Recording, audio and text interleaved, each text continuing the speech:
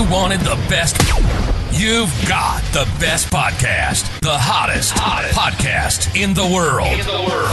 The Chris Voss Show, the preeminent podcast with guests so smart you may experience serious brain bleed. The CEOs, authors, thought leaders, visionaries, and motivators. Get ready. Strap yourself in. Keep your hands, arms, and legs inside the vehicle at all times, because you're about to go on a monster education roller coaster with your brain. Now, here's your host, Chris Voss. Hey folks, it's Voss here from thechrisvossshow.com. Ladies and gentlemen, the Iron Lady sings that makes official. Welcome to the big show. As always, the Chris Voss Show has been coming to you for 16 years and 2,800 episodes. We're going to probably hit 3,000 here in a couple months, and we are just killing it on everything we're doing here. But we need you to help us kill it even more. We need you to help us kill the darn thing off, damn it. Go to goodreads.com/Chris Voss, linkedin.com/Chris Voss, Chris Voss 1, the TikTok kitty, and all those crazy places in it. Opinions expressed by guests on the podcast are solely their own and do not necessarily reflect the opinions of the host or the Chris Voss Show. Some guests of the show may be advertising on the podcast, but it is not an endorsement or review of any kind. Today's featured author comes to us from bookstolifemarketing.co.uk. With expert publishing to strategic marketing, they help authors reach their audience and maximize their book's success. Today, amazing young man on the show, we're going to talk about his book called A Journey Through Life, an autobiographical sketch. Let me recut that so we have that right. A Journey Through Life and History, an autobiographical sketch, out November 19th, 2024. Radomysl Twardowski joins us on the show. He's asked me to refer to him as Rado, no N, Rado during the show. So we'll get into that and all this good stuff.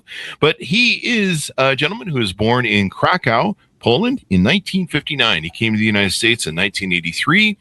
After graduating from medical school and completing medical residency and cardiology fellowship, he practiced cardiology until 2010, after which he performed wellness evaluations for MEPCOM and Humana until 2015. Subsequently, he focused on the practice of wellness after a successful knee arthroplasty, participating in long-distance running events.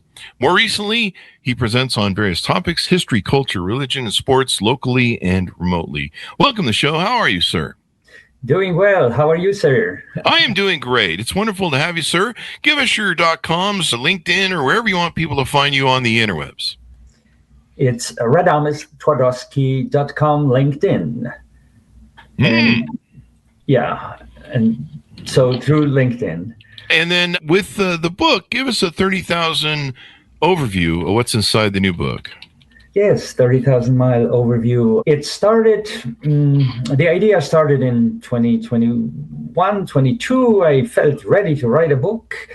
And in late 22, through LinkedIn, the publisher, Indigo River Publishing, approached and said, hey, we think that you may have a little story to tell us. So we would support your project. And that's how it started. And I started writing in January of 2023, pretty much finished with my first draft in June of 2023. So that's a brief version. Should we go a little more, or that's enough for now? That's enough for now. Let's get an idea on how this works and what prompted you to want to write the book.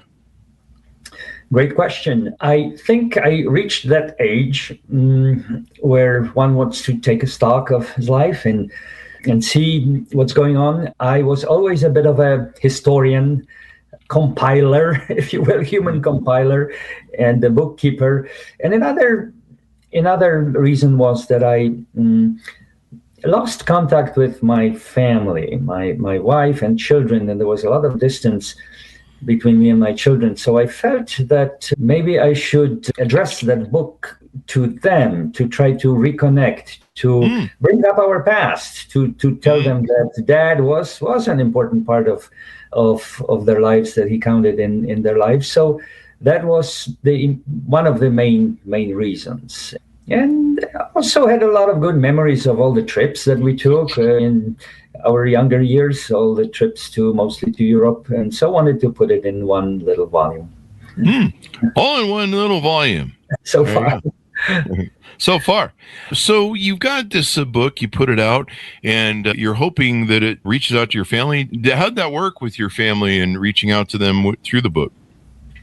So far, a bit moderate success, I would say. I definitely send author copies to them, but had very, very little feedback. But I feel that a long-term approach is needed here. There's a Latin expression. I'm not sure if I can come up with Latin real quick, but the drop chisels the rock, not by force, but by steady gripping. I can almost say it in Latin, but I don't know if it's necessary here. But that's how I would approach it and see if they read it and when did you start and finish the work and how did you do the writing? Was there a pattern you used? Some people write an hour a day. Some people, bulk write. When did it start? When did you finish? And how was the writing done? Yes, I started in January of 2023 and finished the first draft in June or July of 2023. So it took 6 months, and I just used my Lenovo computer down in the basement and was able to commit myself to an hour, solid 1 or 2 hours a day. There was a minimum number of words that I wanted to put into to complete, maybe at least 300 or close to 500 words, because there was a lot of editing. I'm forgetting how many words we ended up with. 65,000 words. I think that was the editor's suggestion and demand, and we didn't want to go over 200 pages to achieve that. Yeah. Not other people read the long books anymore. It's all about the short books. Good point. Absolutely. Yeah. It's unfortunate, but I don't know. It makes for more books. A lot of people write books now, and like for me, I basically wrote 2 books because I was 100,000 plus, and they're like, I just need 50,000 in it. So you just do that, and off you run. So it works pretty well. The other question I had for you is, what were the challenges and consolations that you had to do in the process of writing? The challenges,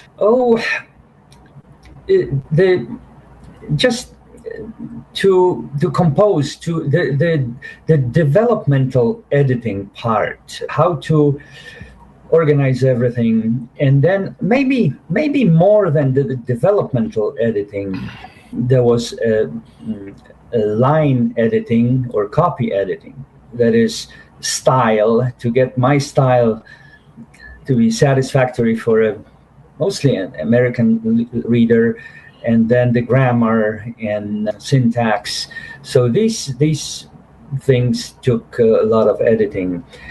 But so immediately I would say that the consolation was to have 3 great editors. I remember my developmental editor and line editor and copy editor very much, and they helped me. All 3 ladies helped me with it very much. So that was a challenge and solution very close to each other, coming one after another. Yeah. It sounds like it. Now, with this, you write about yourself. Do you recognize yourself now in a younger version of 50 years ago? Very, very much. I mean, the basic characteristics are the same.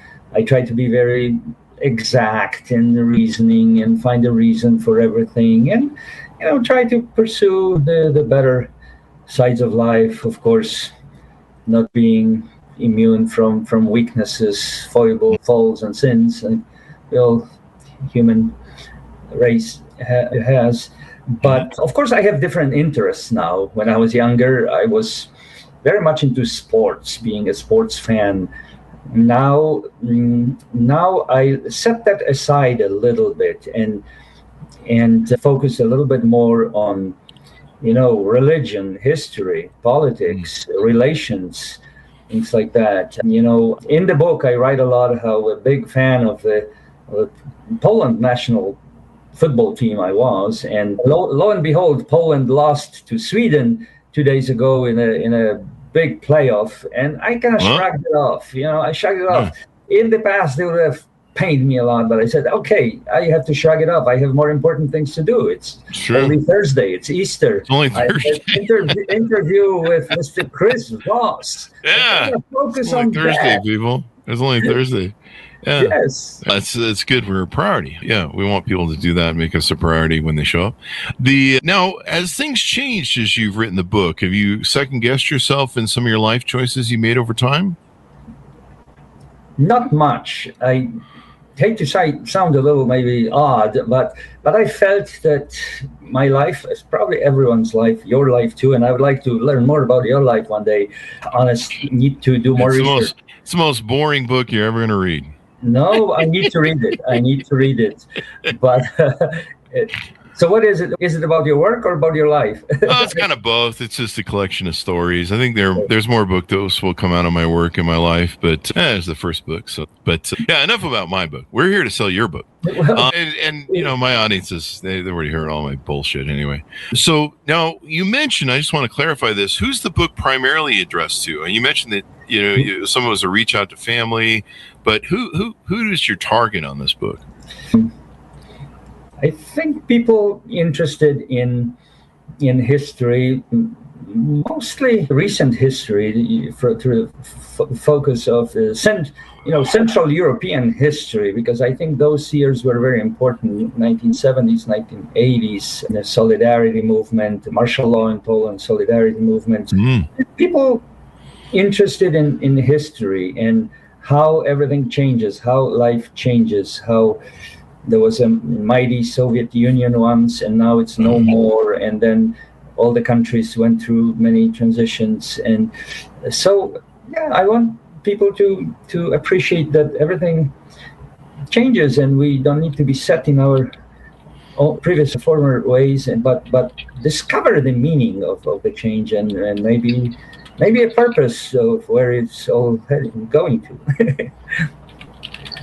It makes a difference in the world. What do you hope readers come away with when they read the book? I hope that they look at someone like me, and they are looking at you a lot too, but they will look at someone and say, it's possible to redefine ourselves, to change, to stay true to yourself, in your core. I am just still very attached to religious understanding of life, but we can redefine ourselves, refashion ourselves, and that we will not be defeated even if we go through horrible challenges, abandonments, betrayals, disappointments. We will not be defeated unless we accept defeat and give up. But otherwise, we can always remodel ourselves and find a new purpose in life, just like I did. I mean, I want to say a little bit about my transition from medicine to those other things that I'm doing now. I'm not sure if we have time now or you will get back to that, but there's a thought in my mind that in my childhood I went into medicine quite a bit by the example and a little bit of a pressure from my dad, my beloved dad, who was a very scientific-minded person. But my grandfather was a more of a religiously minded person, maternal grandfather. Oh. So there was a little bit of a tension in my life, how to really organize it. Should I pursue, more of a religious but oriented career, but as a lay person, as a church historian or someone, but or I should look at life more from a scientific standpoint. So I think I went ahead initially with my father's nudging, but I think after I turned 55, it all came back to the roots. I started to discovering my deepest identity, and that's why I just kind of went a little bit into this direction of more, humanities, history, and all that. So that's how it was. And does that link to your question? Yeah. Question most definitely. Yeah. Yes. I can see how that played through for you and all that good stuff. Yeah. So can you think of something that you wrote about in the book that you would want to go back and revisit, add, edit, maybe something you wish you'd done, or maybe you wish you'd done more of? Great question. I wish I was a little more open with my weaknesses, with pursuing things that I should not have. It's always tough to write about and make a public confession like that. But yes, there were weaknesses, and one had to come back to sobriety. I wish I was a little more open. I have to admit that I acted under a little sort of self-imposed pressure to get this book done, to finish it, to publish it. Who knows? And so that was one thing. And another thing is that that element of pressure caused that I missed one or two camps, those childhood or high school or early medical school era trips with friends that I could have added, and also little things like mixing up a little bit sequence of let's say of the cities we visited, but this is probably minor. But in that sequel of the book, I will try intelligently to weave those missed trips or something like that, and make it look like it was all planned. So things like that. Things like that. Let's see, what else did I have up here on the deck I wanted to ask you about. So what are you working on now? Is there future projects or books coming out or anything like that? So I am privileged to be on your show, and I really mean it. This means a lot to me. Thank you. And we're glad to have you. Yes, my pleasure. My pleasure. Without you, I'd just be talking to Mike, and my audience would be like, do you have anybody interesting who can come show up, Chris, and talk? Who's that? I'm sorry. Yeah, okay. Without you, I would just be babbling into the mic, and my audience would be like, hey, Chris, do you have anybody really interesting maybe that can show up and talk? This gentleman? No, you have. They're all sick of me at this point. Really. No, every day. They're like, oh, God, it's another Chris Voss story. Yes. It's all.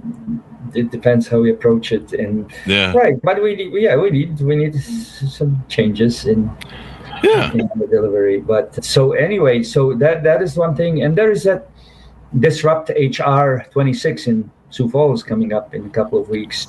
So there will be a condensed talk on conformity versus non-conformity, how to kind of swim with the tide. Should we swim with the tide, or should we swim against the tide? So that's what I'm excited to think of presenting in a couple of weeks with my good dear friends in Sioux Falls, South Dakota.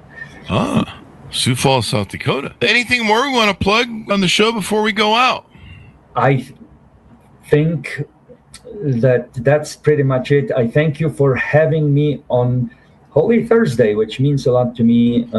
Yeah, it's a memory of Jesus washing the feet of the apostles and instituting the Holy Eucharist. And that leads us to Easter really soon, through tomorrow's passion and death and then resurrection. So it means a lot to me. It's a perfect coincidence. I'm just grateful, and I hope to stay in touch with you and your team and your show. Thank you. More than the past. Thank you. Give us your LinkedIn as we go out so people can find that on the interwebs. Yes, find it now. If you just, we'll put a link for it on the Chris Voss Show. So it's just your name on LinkedIn, basically. I would think that if people type in Radomysl Twardowski MD MBA. I guess these are my two titles. MD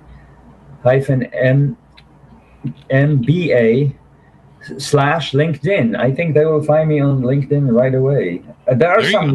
There are some numbers after this, and I'm just forgetting these numbers now, and I don't have them in front of me. No problem at all. What we're going to do is I just added you on LinkedIn, and what we'll do is I've got the link right here. So what we'll do is put that link in on the Chris Voss Show. People will be able to find it. I was easily able to find you because you got a great, unique name, and you came right up on the LinkedIn search. So there'll be a link for that on the Chris Voss Show, folks. Appreciate that very much. Appreciate it too. Yeah. Folks, order up the book wherever fine books are sold. You can find it there. A Journey Through Life and History, an autobiographical sketch It's out November 19th, 2024, and interesting times that this gentleman lived in, and you can hear some of his insights and experience and things he learned, so maybe you won't make the same mistakes as well. So as we go out, refer the show to your family, friends, and relatives. Go to goodreads.com/Chris Voss, linkedin.com/Chris Voss, Chris Voss 1 on the TikTok and all those crazy places on the internet. Be good to each other. Stay safe. We'll see you guys next time. You've been listening to the most amazing, intelligent podcast ever made to improve your brain and your life. Warning, consuming too much of the Chris Voss Show podcast can lead to people thinking you're smarter, younger, and irresistible sexy. Consume in regularly moderated amounts. Consult a doctor for any resulting brain bleed.